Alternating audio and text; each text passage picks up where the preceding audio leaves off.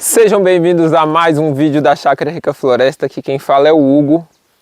E hoje eu vou falar sobre a importância do plantio adensado, de você plantar muitas plantas e depois fazer o manejo, certo? Então, se você gosta aí de cultivo orgânico, agrofloresta, consórcios, já se inscreve no canal, toca no sininho para não perder os próximos vídeos. E vamos lá para o vídeo, hein? Bom, aqui eu tenho uma linha de árvore, ela é com foco em mexerica. Então esse aqui é um bom exemplar de mexerica que a gente tem aqui. Na verdade ela é a única da linha aqui que se desenvolveu razoavelmente bem.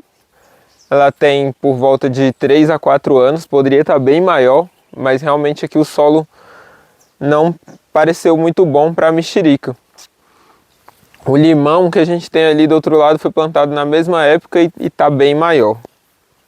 Bom, então o que a gente fez aqui? A gente plantou as mexericas de 5 em 5 metros, muda enxertada, compramos a muda pronta. E logo no início a gente percebeu que ela não estava indo muito bem, que algumas mudas morreram depois do corte das formigas. E mesmo que tivesse indo bem, pessoal, é interessante que você plante uma segunda opção ali, caso não dê certo aquela muda. Ou você vai ter que, quando aquela muda morrer, coloca outra muda, morreu, bota outra muda e vai colocando.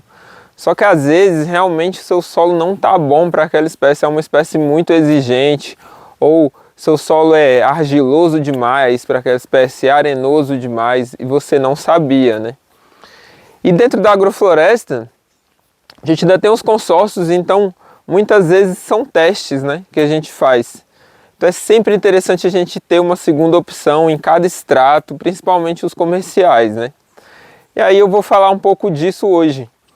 Então aqui a gente tem uma mexerica que tá legal, ela tá com um pouquinho de pulgão, os citros eles dão muito pulgão. Você pode aplicar alguma coisa ou você pode simplesmente ir melhorando as condições para eles, para diminuir esse pulgão. Eu aplico um pouco de enxofre às vezes para melhorar um pouco a planta. Mas mesmo assim aqui a gente vê que está tendo o pulgão. A gente aplica de vez em quando, né? Não faz aplicação sempre. O que a gente fez aqui nessa linha foi plantar um abacate ali ao lado. Aquela linha ao lado a gente cultivava hortaliça, cultivava outras coisas, não tinha árvore. A gente decidiu entrar com um abacate com medo exatamente da mexerica não vingar. Então vou mostrar para vocês ali. Bom pessoal, aqui está a mexerica, o abacate a gente já dá para ver aqui que ele está ali atrás. Vou tentar chegar um pouquinho mais perto. O abacate está com uns 3 metros, ele está inclusive maior que a mexerica, mesmo tendo sido plantado de semente. Olha lá, ó. Ele está começando a tentar ocupar o lugar dele, um extrato alto, né? Pegar um pouco de luz, só que tem um mamão ali, que ainda está bem produtivo. A gente vai segurar esse abacate. Mas a gente já tem a segunda opção. Então aqui essa mexerica parece que vai ir bem, não tem problema. Só que quando a gente vai andar aqui um pouco mais na linha, quando a gente vai indo aqui para o lado, a gente vai ver que, por exemplo, essa mexerica aqui, ela na verdade já morreu. Essa planta que está vindo aqui é o cavalo dela, ela era de enxerto.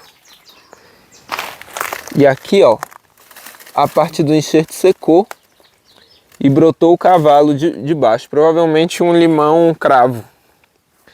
Então aqui a gente já não vai ter o que a gente queria. A gente pode deixar o limão cravo, mas corre o risco até mesmo dessa planta não ser um limão cravo.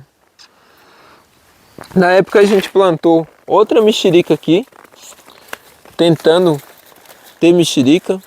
Ela está viva aqui, mas também está bem fraquinha. Então não tenho muita segurança de que vai vingar uma mexerica nesse local, certo? Então a gente pode ter que substituir por outras espécies. Por isso é importante a gente vir com espécies de semente. Ali atrás a gente tem outro abacate. Então a gente pode deixar esses abacates bem grandes, caso a gente não vá aproveitar as mexericas. Aqui tem outra mexerica que morreu o cavalo aqui também, ó. Então realmente nessa linha aqui está bem difícil implantar a mexerica. E isso não é só a frutífera, pessoal. Na frutífera mais comercial, né? Por exemplo, no caso da banana. Aqui a gente fez um teste plantando banana maçã. Só que a banana maçã é uma banana pouco produtiva, muito suscetível a doenças. E a gente não gostou muito do resultado, ela produz muito pouco. Então o que a gente fez? A gente passou a usar ela como geração de material, então a gente tem que estar derrubando muito elas. E tá bom, tá bem razoável a quantidade de material. E a gente na entrelinha aqui, depois das primeiras culturas de roça e de hortaliça, a gente veio com banana prata. E a banana prata é bem mais produtiva, a gente está com os cachos razoáveis aqui para a primeira produção, estão bem melhores do que os de banana maçã. Então a gente passou a deixar a banana produtiva aqui na entrelinha e a outra banana aqui a gente está cortando ela, podando ela. Certo? Olha, e do outro lado também a gente tem a prata. E isso serve para todos os tipos de cultura que vocês pensarem. Tudo que você tiver com dúvida, é interessante você plantar a mais de semente, né? Que não tem um custo grande. Então a gente plantou muita semente de baru aqui, que é uma das opções para o futuro também da gente. Então a gente, por exemplo, nesse local a gente tem uma aroeira e um baru. Então a gente vai poder escolher o que a gente quer. Se a gente quer, as madeiras são boas, só que o baru produz fruto e a aroeira produz uma madeira até melhor, né? E está crescendo melhor. Então, aqui a aroeira foi bem, provavelmente a gente vai deixar a aroeira. Por quê? Porque no restante da linha a gente não tem aroeira mais, não nasceu. E baru a gente tem na linha toda. Então a gente tem um baru aqui, a gente anda um pouquinho mais, tem outro baru. Então a gente plantou muitos barus exatamente para poder escolher.